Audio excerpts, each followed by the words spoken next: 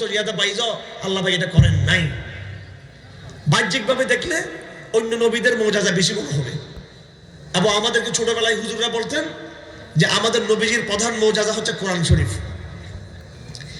বাহ্যিক মুআজিজা দেওয়ার কারণে কি হয়েছে দেখেন, বাহ্যিক মুআজিজা দেওয়ার কারণে এটাই হয়েছে যে আল্লাহ পাক মানুষের দাবি পূরণ করে নিয়েছেন। বারবার এটা প্রমাণিত হয়েছে এই মানব জাতি আল্লাহর পক্ষ থেকে মুআজিজা দেখার পরেও তারা কিন্তু ঈমান আনে নাই।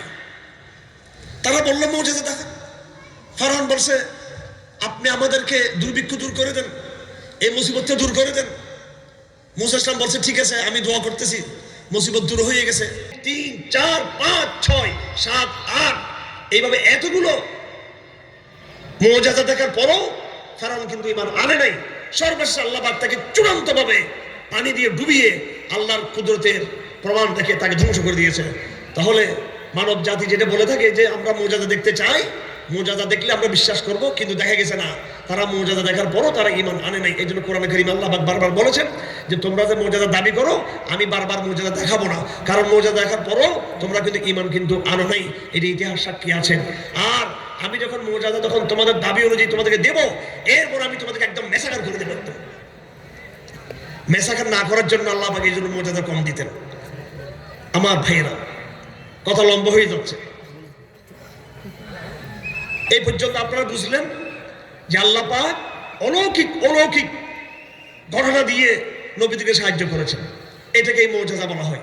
অলৌকিক ঘটনা দিয়ে আল্লাহ পাক শুধু নবীদেরকে নয়, আমি বলেছি সুলাইমান নবী ছিলেন, তার সামনে বসা জিন সে নবী ছিল না। আরেক বড় বুজুর্গ সেও নবী ছিল না।